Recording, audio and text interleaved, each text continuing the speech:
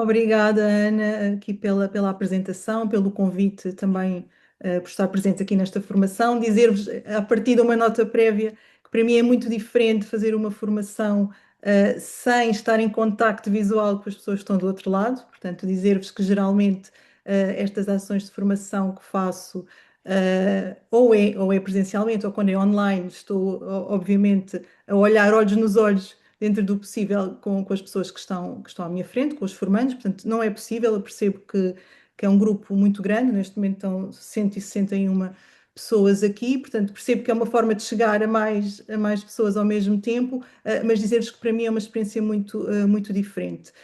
E também porque acredito muito na formação, e na educação, num formato, numa metodologia mais dialógica, não é? Portanto, acho que existem aqui alguns constrangimentos que queria à partida deixar aqui, nesta nota prévia. Mas, de qualquer das formas, estou muito contente por aqui estar. Acho que é uma ótima oportunidade. A minha colaboração com a APEDI surgiu há alguns anos, e surgiu aqui, só para vos dar aqui este contexto. Portanto, eu fui convidada, isto mais ou menos foi depois da pandemia, durante 2021, para fazer parte de um grupo que tinha como objetivo trabalhar precisamente formações, ações de formação para professores. E com a APED, com a Associação de Professores para a Educação Intercultural, com o ACM na altura, portanto o Alto Comissariado para as Migrações, que hoje em dia já foi extinto, e na altura também com o Instituto Camões como parceiro financiador. E o objetivo deste projeto que surgiu, e que teve como nome Migrações e Interculturalidade, Conhecer para Intervir em Sala de Aula, foi um projeto que surgiu precisamente desta necessidade que foi identificada por todas estas entidades que aqui mencionei, no sentido de haver aqui uma lacuna na formação contínua de professores nestas matérias, portanto, de educação intercultural, migrações, discriminação, e também daquilo que foi o reconhecimento das especificidades de todos estes temas, que incluem, por um lado, não apenas a aquisição de competências, de conhecimentos por parte de todos os educadores, mas também o desenvolvimento de competências interculturais, como também, entre elas, a capacidade de identificação e desconstrução de estereótipos e de preconceitos. Portanto, foi um pouco com base neste ponto de partida que surge este convite em 2021 para integrar este grupo, e desde 2021 até os dias de hoje tenho orientado várias dezenas de formações neste âmbito.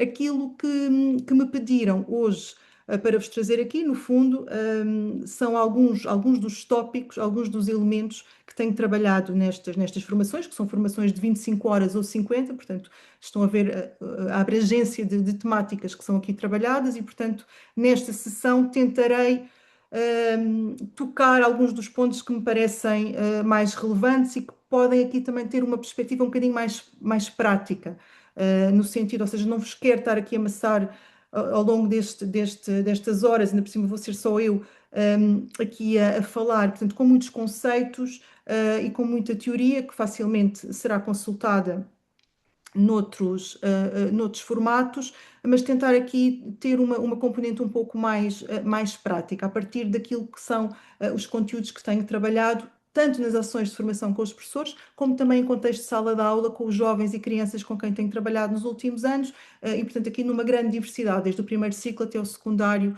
e ensino profissional, portanto nas escolas como depois nas ações de formação.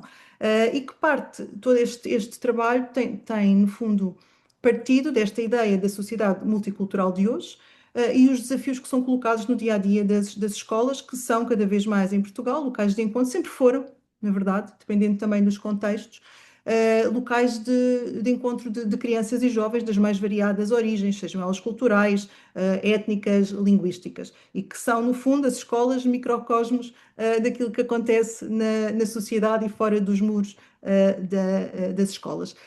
E, portanto, é um pouco sobre este trabalho e alguns destes tópicos que vos venho aqui trazer, e deixar-vos também aqui completamente à vontade, e até penso que depois será muito interessante todos os comentários, partilhas, as vossas próprias experiências e perguntas que possam ter a colocar nos moldes em que a Ana há pouco referia. E queria começar então por propor o visionamento de um pequeno filme que vocês que vão ver que retrata uma realidade muito diversa, da realidade portuguesa, mas que eu gosto de mostrar este vídeo porque, apesar de ser de uma realidade geográfica, portanto, é uma outra latitude, é outro contexto, mas que eu penso que nos pode ajudar a pensar sobre as experiências de crianças e jovens migrantes naquilo que é o contexto escolar, na sala de aula, e gostava que à partida, o visionassem tendo em conta as várias dimensões que coexistem neste pequeno filme de cerca de 10 minutos. E que eu pensasse então nestas dimensões que parte, por um lado, da relação entre aluno e professor, da relação entre pares, portanto, relação entre alunos, da escola enquanto cultura organizacional e depois também no âmbito da dimensão das políticas educativas. Portanto, é um vídeo que conta uma experiência de uma criança num novo contexto escolar e que de alguma forma atravessa todas estas dimensões.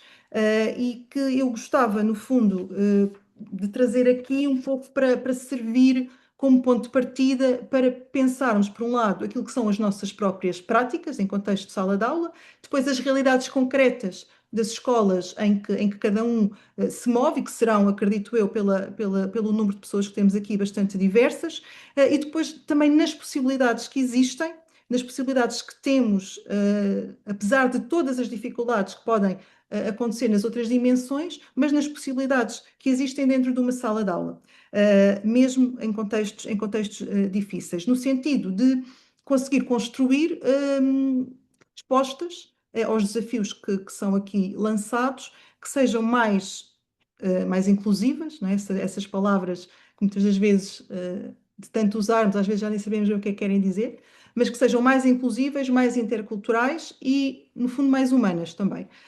E, portanto, vou então passar aqui, partilhar convosco este comentário, e depois vou tecer aqui alguns comentários acerca do mesmo.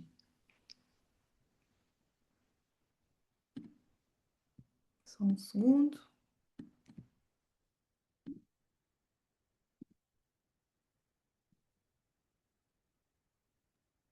Estamos a ver. Estamos? Vou pôr o som então. Ok. Depois posso... Oh, Ana, faz-me só sinal se estiver tudo ok com o som, Sim, está bem? sim, sim.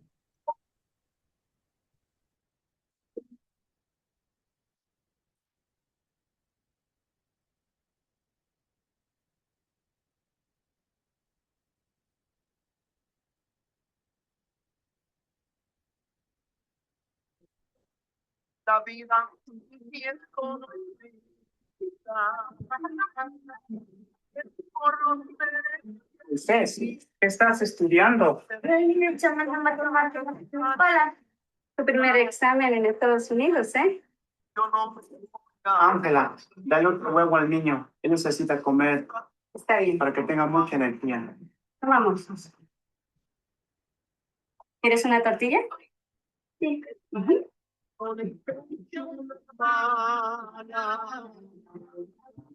es por amor que no voy a dejar que nos corten la sala. Y es que el amor es la razón del motor.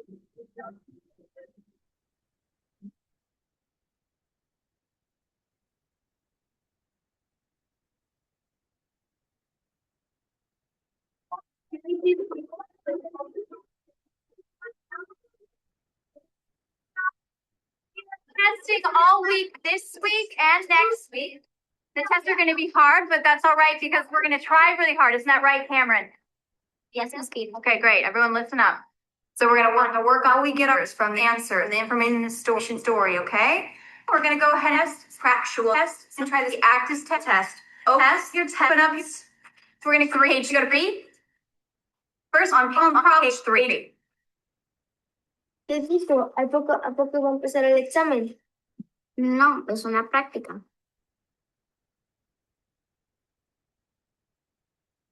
We're going to take notes from the story and we're going to turn it into a math problem and we're going to walk through it together, okay?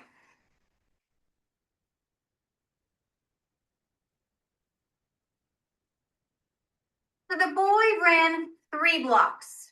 So everyone write 3 blocks. How long did it take him to run 3 blocks? Michelle? Very good, 6 minutes. All right, so then we're gonna take 3 blocks and 6 minutes, ¿Por qué el right? niño corre con los bloques? ¿Qué? Sí, ¿por qué el niño corre con los bloques? No, It's a corre question 3 calles. Want to ask us, how long will it take him to run 20 blocks? What do we do? How many minutes is that per block? 8 minutes. Try and remember to raise your hand if you want to answer, okay? No, it's not 8 minutes. Michelle? 18 minutes? Nope, not 18 minutes. Yes, Enrique? 40? 40, yeah, very good. How'd you get 40? I don't know. You don't know? Well, 40 is the right answer. How did you get it? I forgot. You forgot. Okay. Does anyone know how we get 40?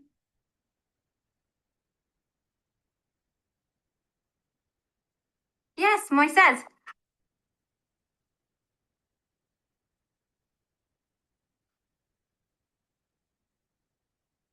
40? Yep, that's right. Very good. Great. Can you tell us how you got that? 40? Yep, very good. But can you explain to the class what you did here, how you got that?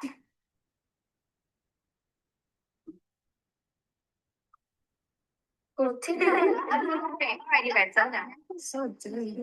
Joe, do you want to lose your recess? No. Okay, then.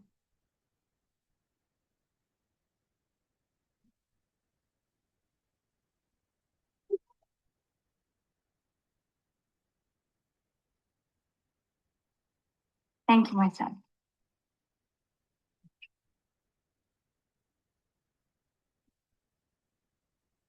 Can you help me, please?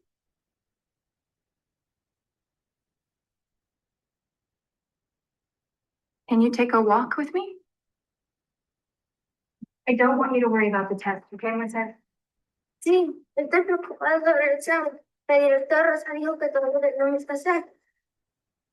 Just try your best, okay? Do you understand? Not importante. Sí, sí es importante.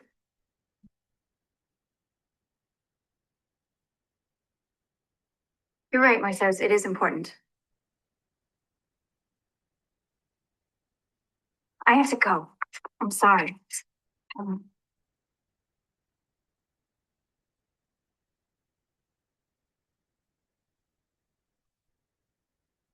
Verdaderamente, disculpe, que está todo un poco apretado aquí. Yes, they are. Tal vez en el suelo. Sí. It used to be in Spanish, right? Yes, they used to be. Muy bien, perfectamente. Ahí está So- bien, Fred. Can we translate it? Just the math part. I have this one student, Moises, and he would totally ace it. Come on, we can't. We're not supposed to talk to the kids in Spanish, technically. I like Moises. He's a good kid, but we need to focus on the kids that are. Gracias, señor. Michelle. It's very Close to being proficient. right. So, 9% proficiency this year. We don't do any better this year. I don't know what's going to happen. So just please make sure that Michelle follows the direction. Okay? I have to. Sorry, excuse me.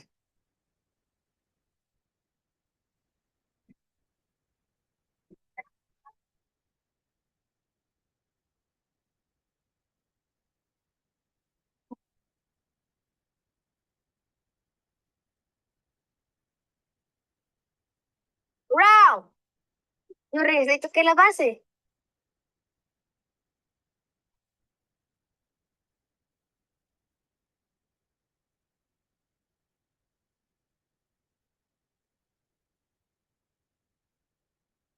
Creo que dijeron que no se vale tocar la base hoy. ¿Qué onda, carnal? ¿Eso es todo? ¿Sí? Ahora.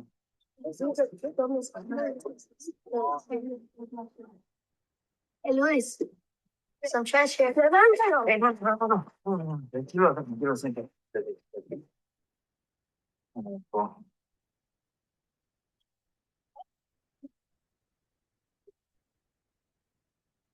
Lo quiero matar.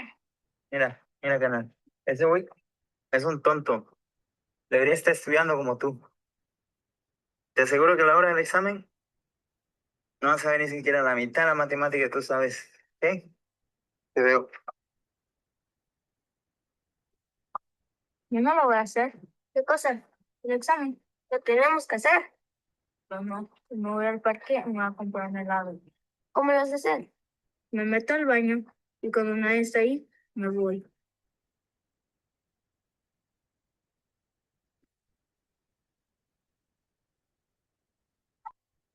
El señor Rosa dijo que no deberíamos tomar el examen. ¿Quién es? Pues cuando habla en inglés, como tú y yo. ¿Cuándo dijo eso? Cuando estaba hablando en teléfono con alguien.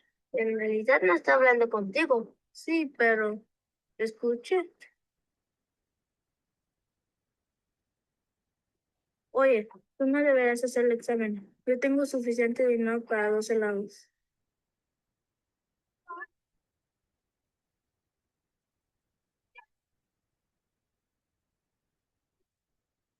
¿Quién?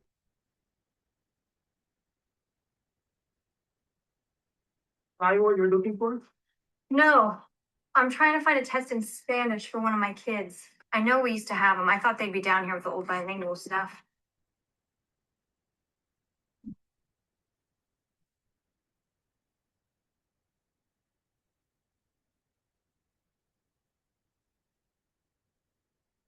Moisés, Moisés, estoy atorada. Ayúdame.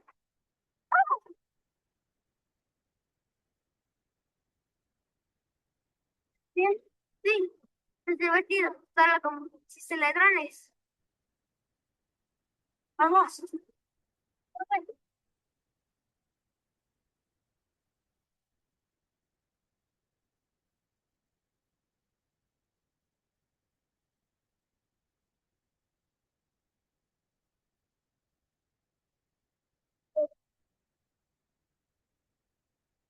Vamos en la costa.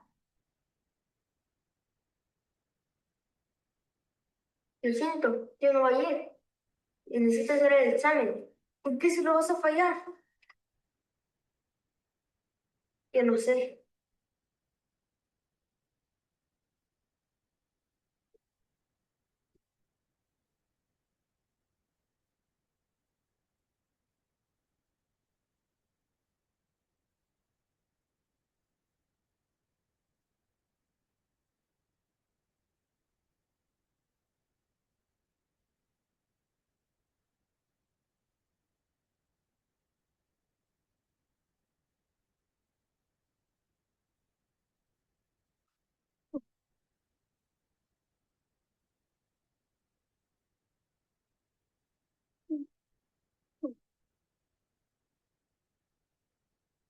Hey, Moisés, ¿qué hacemos ahora?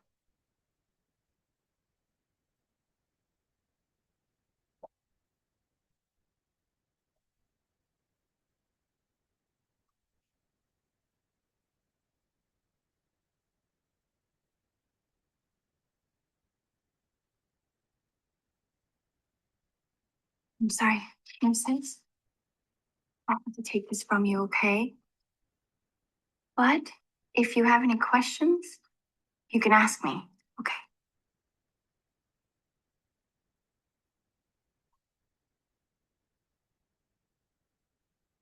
Miss Peterson?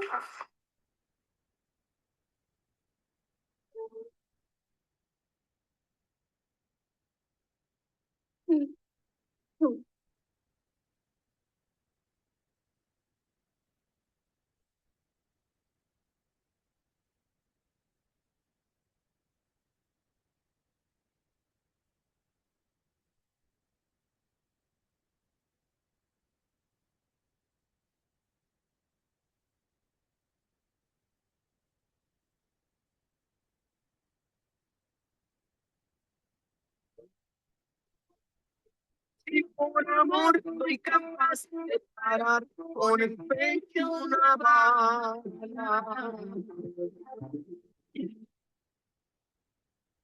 Muito bem, espero que tenham gostado deste filme, que eu geralmente gosto de o passar, precisamente porque penso que permite abordar aqui uma série de elementos que gostaria aqui de partilhar convosco. No fundo, este filme coloca-nos aqui perante uma experiência para muitos alunos, para muitas crianças e para muitos jovens, que é uma experiência bastante comum e cotidiana, não é? Para qualquer criança ou jovem imigrante, e que passa, por um lado, aqui pela dificuldade em compreender a língua que se fala na escola, neste caso. O sentimento, vemos também por outro lado aqui o sentimento, um certo sentimento de isolamento, depois também de insegurança perante aquilo que são os colegas, o medo de falhar, e tudo isto, no fundo, faz parte aqui da entrada do novo sistema educativo, quando as condições de acolhimento e de integração não estão, à partida, tidas em consideração. Nós, ao longo do documentário, logo naquele início, eu penso que é muito interessante na forma em como nos coloca no lugar daquele jovem, do Moisés, em que conseguimos perceber a dificuldade que ele está a ter em compreender o que está a passar na sala de aula, não é? As letras a saltar do papel, a voz da professora que aparece entrecortada, quase como se, e nós conseguimos perceber só algumas palavras, como provavelmente aquele rapaz só consegue entender algumas das palavras que a professora vai falando, e portanto tudo isto nos permite colocar na pele daquele jovem, não é? Com a confusão, com a ansiedade, com a exclusão que resultará de não compreender uma língua num espaço onde quase tudo parece depender da língua, não é? A aprendizagem, a comunicação, a participação, no fundo, o existir naquele espaço da sala de aula. Por isso, não é? Por tudo isto, a escola, quando pensamos numa criança ou num jovem migrante, a escola é muitas das vezes um espaço, ou o primeiro espaço institucional onde uma criança tenta reconstruir, depois de um percurso migratório, o seu lugar num novo país e na sociedade e naquele novo lugar onde está. E essa reconstrução é uma reconstrução que é obviamente académica, é escolar, mas também é emocional, é social, é cultural, é em certos casos mesmo identitária. E portanto há toda uma história, uma cultura, experiências anteriores, competências adquiridas noutras línguas, quando a criança já fez um período de escolarização noutro sítio, e até novas formas de olhar o mundo, que muitas das vezes não estão a ser reconhecidas pela instituição escolar onde está. E este documentário acaba por nos mostrar como é que um sistema educativo, tendo ou não tendo uma intenção explícita, mas pode produzir exclusão. Por isso eu também vos falava ali no início que o contexto é muito diferente do contexto português. Portanto, aqui não haveria todas aquelas proibições que nós vemos ali em relação, por exemplo, ao uso dos dicionários ou aos próprios materiais bilíngues, mas vemos uma exclusão ali a ser produzida pela ausência de mediação, pela incapacidade também ali de reconhecer a própria diversidade linguística e cultural como sendo uma riqueza e não como um problema. Queria chamar-vos a atenção aqui para alguns pontos que me parecem interessantes neste documentário. Por um lado, nós conseguimos perceber que houve ali uma mudança nas políticas educativas, não é? Quando nós percebemos que a professora vai à cave à procura dos dicionários e dos materiais bilíngues, nós percebemos que já terá havido ali um momento em que houve a permissão, havia essa possibilidade de utilizar aqueles documentos, materiais bilíngues e dicionários. De repente poderá ter havido ali uma mudança qualquer nas políticas educativas e, portanto, vai tudo para a cave. Os dicionários, os materiais, e a professora tenta lá ir resgatar alguns desses materiais e percebemos, portanto, que já tinham sido permitidos e que deixam de o ser. Portanto, aqui uma forma como a própria política educativa tem depois um impacto naquilo que é possível ou não fazer. Depois vemos um outro aspecto que eu gostava também aqui de salientar, é a forma como nós vemos aquele diretor, não é, que está preocupado com os rankings, naquele caso em específico, está preocupado com os alunos que podem se tornar proficientes na língua inglesa, e portanto vemos ali aquela direção, não é, tentar de alguma forma reproduzir no fundo o que é uma prática excludente, porque estão a trabalhar dentro de um sistema, não é? Que está ali a privilegiar a rapidez na aquisição de certo tipo de conhecimentos, a padronização, uma certa homogeneidade. E por outro lado, também ali naquele caso em específico, também aquela certa hipocrisia, que é o professor, ele próprio está a falar espanhol, não é? Está ali a comunicar em espanhol, mas depois não é permitido aos alunos daquela comunidade conseguimos perceber que há ali uma grande preponderância de pessoas de origem hispânica e portanto, ainda acresce aqui essa questão. Depois, ou seja, aqui a diversidade cultural e linguística, que coloca, obviamente, desafios reais às escolas e que exige, como todos sabemos, o tempo, a formação, os recursos, quer humanos, quer materiais, e também aqui a articulação entre profissionais e as tais políticas educativas que sejam consistentes com todas estas questões, mas sobretudo aqui também uma mudança do olhar. Porque muitas das vezes aqui o verdadeiro problema não está na diversidade, mas na capacidade ou não de dar resposta a essa diversidade. E muitas das vezes, quando eu passo este documentário, uma das grandes ideias que vem sempre ao de cima é aqui a grande dificuldade da língua. Mas eu questiono se realmente aqui o que nós vemos é de facto a dificuldade da aprendizagem da língua. Será que é mesmo isso que está aqui em causa? Porque de facto parece existir ali uma série de outros elementos que nos podem fazer pensar de outra forma. E de facto as escolas portuguesas hoje em dia são cada vez mais plurais, os números dizem-nos isso, não vos vou amassar aqui com todos os dados, mas existem relatórios que são produzidos anualmente que fazem precisamente essa contabilização do número de nacionalidades nas escolas portuguesas e que tem vindo a aumentar, e o número de alunos migrantes ou de origem migrante tem vindo também a aumentar nas escolas e, portanto, coexistem nas salas de aula diferentes nacionalidades, línguas, religiões, trajetórias migratórias, referências culturais. E, portanto, obviamente que toda esta nova realidade, ou não tão nova assim em alguns casos, em alguns contextos geográficos, em Portugal, mas que nos desafia a repensar aquilo que entendemos de facto por inclusão, no sentido em que integrar também não pode significar pedir ao aluno, como acontecia ali neste caso, que abandone aquilo que é a sua língua, não é? Em alguns casos até a sua própria cultura ou a sua própria identidade, sendo que a cultura e a língua fazem parte disso mesmo.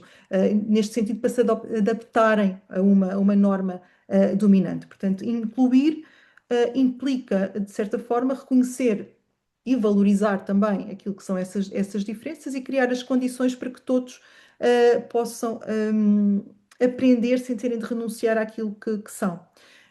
E, portanto, quando falamos muitas das vezes dos alunos migrantes, muitas das vezes, e quando abro estas sessões e pergunto pelas experiências em contextos de sala de aula, em escolas com grande diversidade, vem sempre muitas vezes a questão das dificuldades, não é? Mas para além das dificuldades, aqui a mudança no olhar pode ser interessante começar a pensar também em todas as outras competências que estes alunos trazem consigo, a questão do plurilinguismo, por exemplo, não é? Pode ser também aqui uma mais-valia muitas das vezes. Ao mesmo tempo, obviamente, que também não podemos ignorar a forma como as desigualdades e as discriminações que atravessam a experiência escolar de muitas destas crianças e jovens também têm um impacto real naquilo que são depois o seu percurso. E aqui eu queria chamar a um outro elemento neste vídeo que eu gostaria aqui de sublinhar e que tem que ver aqui com as baixas expectativas relativamente ao desempenho escolar de alunos com determinado perfil, nomeadamente alunos com perfil migrante, mas não só. E há ali uma cena do documentário em que portanto, o aluno, o Moisés, vai pedir à professora para poder fazer o teste em espanhol, não é? Para poder ter o teste traduzido. E depois ele vai com a professora ali no corredor e está a tentar sensibilizar a professora para aquela questão e a professora diz-lhe, não te preocupes. Não te preocupes que não é importante, não é? Portanto, não te preocupes com o teste, dá o teu melhor, mas não é importante. E ele diz ele contraria, não é? Ele diz que é importante. E depois a professora diz, pois tens razão, é importante. Ou seja, obviamente que aqui podemos ter aqui estas duas perspectivas, não é? Por um lado, eu estou aqui a dizer, estou a dar a opinião que a professora está ali a expressar algum tipo de baixas expectativas, mas pode ser apenas também uma forma da professora querer aliviar ali um pouco a ansiedade que aquele aluno possa ter em relação ao teste que vai fazer, mas esta questão das baixas expectativas em relação a alunos com determinado perfil, muitas das vezes existem de uma forma subtil e podem também condicionar aqui os percursos.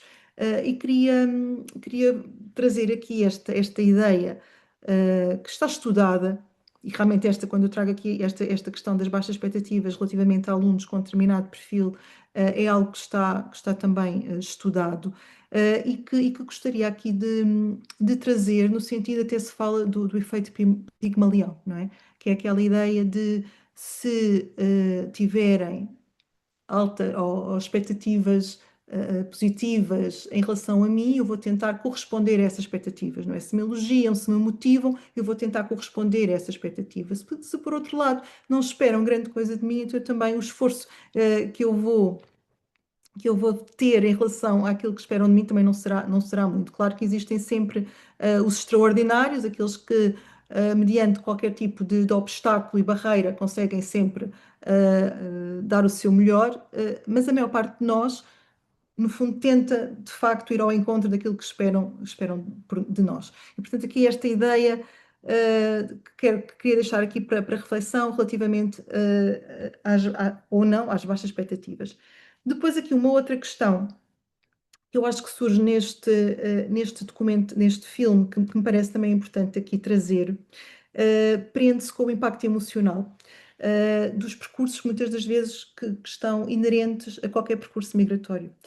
Claro que nem todos os percursos migratórios serão tão, aliás, e vimos isso nas outras sessões, em particular na primeira sessão aqui desta formação, são múltiplas as motivações para os percursos migratórios, nem todas elas têm que ser dramáticas, felizmente, que nem todas o são, mas aqui neste caso temos um jovem, o Moisés, que naquele momento de maior dúvida, não é? De maior ansiedade, em que ele vai ali à casa de banho e que está ali um bocado na dúvida, vou fazer o teste ou vou comer o gelado com o meu amigo que me desafiou e ele fica ali na dúvida, não é? O que é que eu vou fazer? O que é que eu faço da minha vida?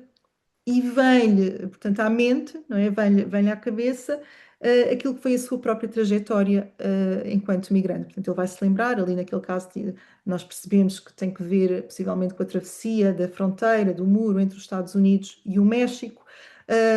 E, portanto, isto para dizer que realmente o impacto emocional e, portanto, todas as memórias, todas as dificuldades que podem estar ou não inerentes a um percurso migratório, nestes momentos podem vir ao de cima. Portanto, aqui também esta questão mais psicológica.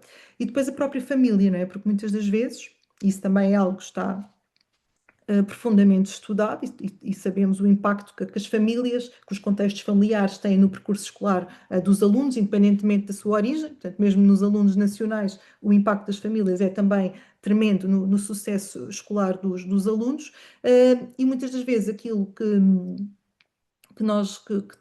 que acontece relativamente a alunos migrantes, e não obstante haver, reforço isso, múltiplas motivações para as migrações, a verdade é que muitas das vezes, se a condição migrante estiver também uma condição socioeconómica mais desfavorável, e muitas das vezes coexistem estas duas camadas, portanto, sobrepõem-se, acumulam-se.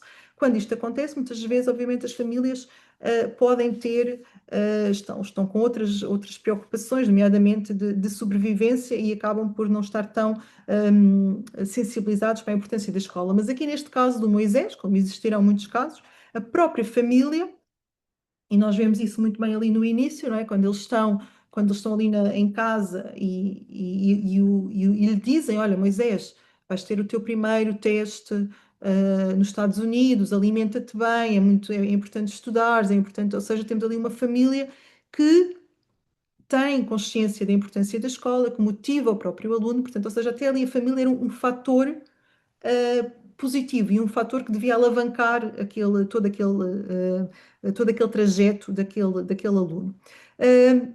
Depois, Portanto, isto era outro elemento que eu queria aqui trazer, portanto, aqui a questão da família. E depois aqui um outro elemento que me parece também aqui importante, e que já é um bocadinho mais paralelo, mas que eu gosto de chamar a atenção, que está ligado ali àquela última parte, em que nós vemos, em que ele está ali a fazer o teste, e depois de repente olha ali para a janela e vê aquele senhor, portanto, ali a limpar a janela, não é?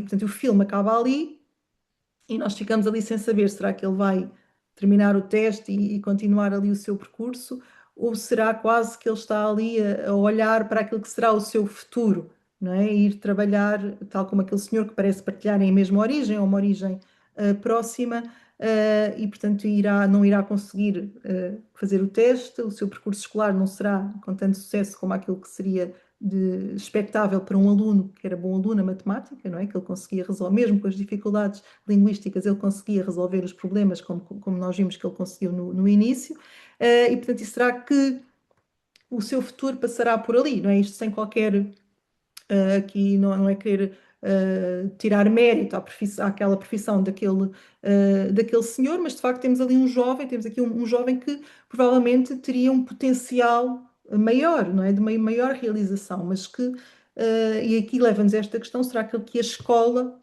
não está a ser capaz de quebrar o ciclo de exclusão, o ciclo de pobreza, não é? Será que, de facto, ao não conseguir ajudar, contribuir para que o Moisés realize o seu potencial enquanto aluno, até que ponto é que a escola não está a conseguir quebrar esse ciclo? Portanto, aqui esta ideia da promoção da escola, de uma escola inclusiva e de uma escola que integra, é uma questão pedagógica, mas também é uma questão ética, é uma questão social, é uma questão democrática, não é? A forma como a escola, como todos nós recebemos uma criança de outra origem, diz também muito acerca do modelo de sociedade que queremos construir num determinado território. E, portanto, estamos a falar aqui de uma responsabilidade de toda uma comunidade educativa e por isso, no início, antes de vos mostrar aqui este documentário, falava e pedia-vos para olharmos para este documentário nestas múltiplas dimensões que aqui estão. E também, no fundo, como um ponto de partida para pensar práticas, para pensar realidades concretas das escolas e possibilidades de dar resposta a todos estes desafios. E queria com isto também aqui partilhar convosco, aqui de um ponto de vista, lá está, um bocadinho mais prático, como vos disse há pouco, que queria trazer aqui. Queria partilhar aqui algumas ideias. Vou partilhar aqui algumas ideias com o meu PowerPoint. Dê-me só aqui um segundo. Que são, no fundo, aqui algumas práticas que podem também ajudar e que algumas delas têm sido divulgadas em vários projetos já e que penso que provavelmente nas vossas escolas e nas vossas salas de aulas algumas já estejam a ser implementadas, mas queria aqui trazer, quando falamos em língua e comunicação, e como vos disse, tenho aqui algumas dúvidas que a questão da língua seja o ponto principal neste documentário, mas obviamente que é um deles, mas temos aqui esta questão da língua e da comunicação, como é que nós podemos ultrapassar, como é que possibilidades de resposta a estas dificuldades. Por um lado, os glossários de sobrevivência, e pus ali entre aspas, porque existem muitos nomes que se pode dar a esta prática, mas no fundo estamos a falar, por um lado, de um conjunto de palavras que são traduzidas na língua dos alunos recém-chegados e que podem facilitar o acolhimento. E aqui estamos a falar num primeiro plano ao nível da própria escola, e portanto aqui há muitos exemplos de escolas em Portugal que têm na sua própria sinalética, na própria forma como os sites e os guias, os manuais de acolhimento aos alunos e às famílias estão traduzidos em várias línguas, não em todas as línguas, muitas das vezes que já existem nas escolas, mas em grande parte delas, portanto, na maioria das línguas que são faladas pelos alunos e pelas suas famílias e que podem, à partida, logo criar aqui uma ponte que facilita tremendamente o acolhimento e a inclusão destes alunos. E depois também ao nível da própria sala de aula, ao nível das próprias disciplinas, glossários que tenham conceitos-chave e que sejam úteis para que os alunos, obviamente, que podem não conseguir acompanhar toda a matéria que está a ser transmitida, mas pelo menos servem como uma espécie de uma âncora para que não se sintam tão perdidos.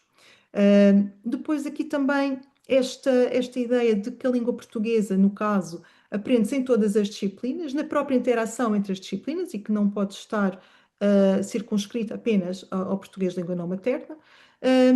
E, portanto, aqui também, por outro lado, a promoção do multilinguismo, ou seja, permitir, ao contrário do que acontecia naquele vídeo, que as outras línguas que os alunos falam possam ser valorizadas, possam ser faladas, para que todos também tenham aqui consciência, inclusive os próprios colegas, daquilo que é a sua dificuldade. E aqui também gostaria de chamar a atenção para uma questão que muitas das vezes vejo acontecer, que é se nós, por exemplo, e vou aqui generalizar, correndo este risco da generalização, mas muitas das vezes nós, quando sabemos de alguém que fala, por exemplo, português, inglês, francês, alemão, achamos o máximo, né? Achamos o máximo que uma criança ou que um jovem fale destas línguas, porque maravilha, não é? Brilhante, vai ter um futuro brilhante ao falar desde pequeno tantas línguas.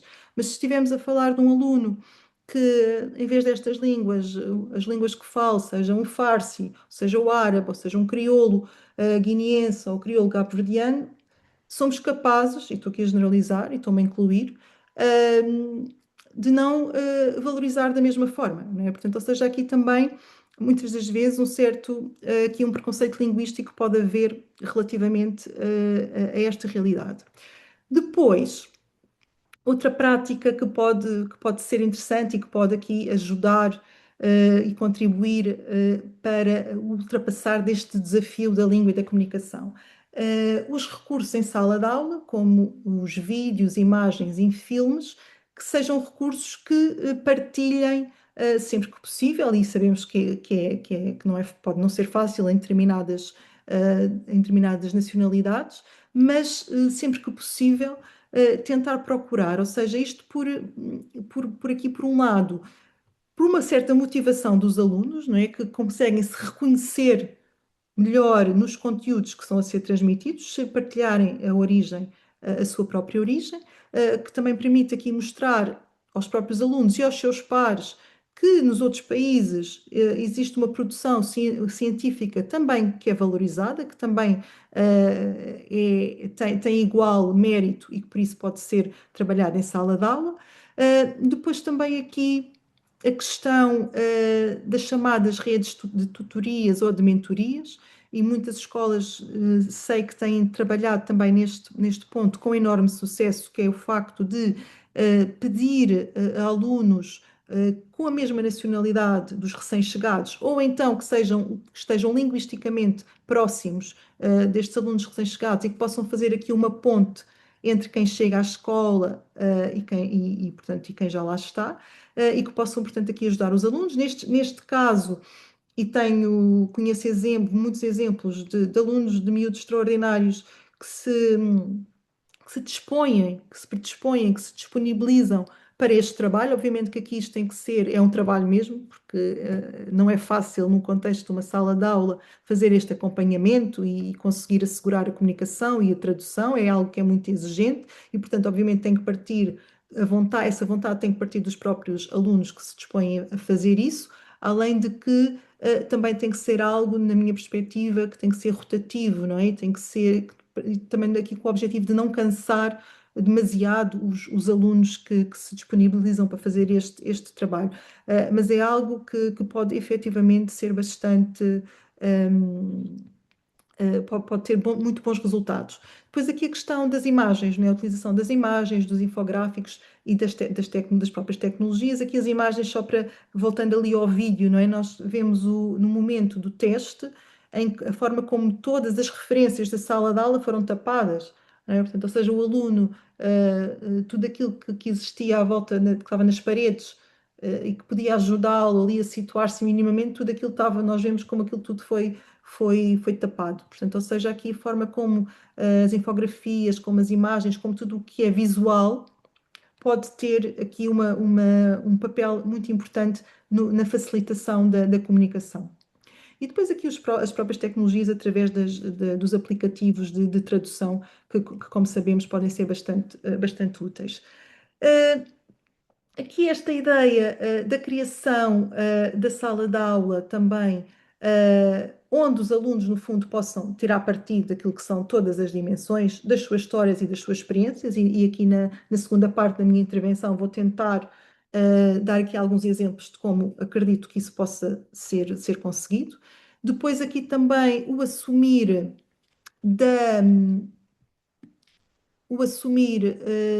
responsabilidade pedagógica na tentativa aqui de compreender as relações e as forças que influenciam os estudantes fora. Eu não sei se eu estou aqui a compartilhar a minha tela. Está, Joana, estás a Ah, compartilhar. ok. Ok, obrigada, Ana. Obrigada. Estamos a ver, estamos a ver. Perfeito, boa. Portanto, aqui de compreender as relações e as forças que influenciam os estudantes fora daquilo que é o contexto imediato da sala de aula, como nós víamos ali, portanto, aquele jovem, aquele Moisés, tem ali todo um contexto que no fundo o condiciona também.